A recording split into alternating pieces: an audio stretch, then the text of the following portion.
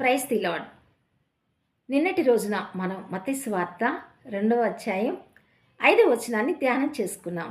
ఈ రోజున మనం మత్తయి సువార్త 2వ అధ్యాయం 6, 7, 8, 9 వచనాలను ధ్యానం చేసుకుందాం. అని ప్రవక్త ద్వారా వ్రాయబడి ఉన్నదనిది. అంతటా హేరోదు ఆ జ్ఞానులను రహస్యముగా పిలిపించి ఆ నక్షత్రము కనపడిన కాలము వారి చేత పరిష్కారముగా తెలుసుకుని, మీరు వెళ్ళి ఆ శిశువు విషయమై జాగ్రత్తగా విచారించి తెలుసుకొనగానే నేనును వచ్చి ఆయనను పూజించినట్లు నాకు వర్తమానము తెండని చెప్పి వారిని బెత్లెహేమునకు పంపెను.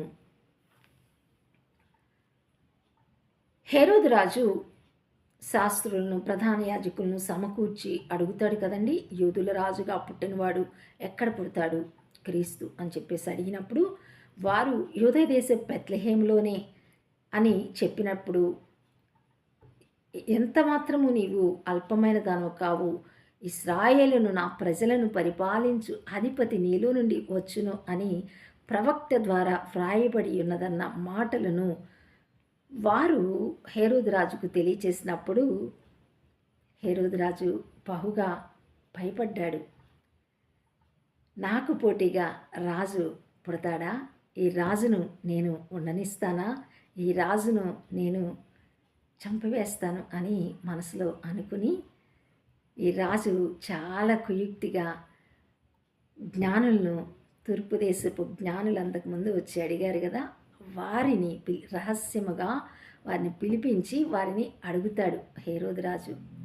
మీరు వెళ్ళి ఆ నక్షత్రం కనపడిన కాలం వారి చేత పరిష్కారంగా తెలుసుకుని అడుగుతాడు, మీరు వెళ్ళి బెత్లెహేములో ఆ శిశువును చూచి మరలా నా యొద్దకు రండి, నేను కూడా వెళ్ళి పూజిస్తాను అని ఈ యొక్క హేరోదు రాజు వారితో అంటాడు. చాలా కుయుక్తిగా చెప్తాడు. ఎందుకంటే తూర్పు దేశపు జ్ఞానులకు తెలియదు, నా లోపలున్న కుయుక్తి, అసూయ తెలియదు.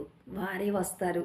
మరలా నేను ఈ రీతిగా కుయుక్తిగా ఆలోచన కలిగి వారికి నా కుయుక్తిని ప్రదర్శించకుండా వారికి నా తెలివిని, అతి తెలివిని, ఈ లోక తెలివిని ప్రదర్శిస్తాను, వారే వస్తారు తిరిగి అనుకున్నాడు. అనుకుని వారితో చెప్తాడు, మీరు బెత్లెహేం దేశానికి వెళ్ళండి, నేను కూడా వచ్చి ఆయనను పూజిస్తాను అని నాకు వర్తమానం తీసుకురండి అని వారితో చెప్తాడు ఈ హేరోదు రాజు. ఎంత నిజంగా మనుష్యుల్లోని ఆలోచనలు ఎంత భయంకరంగా ఉంటాయండి కదండి.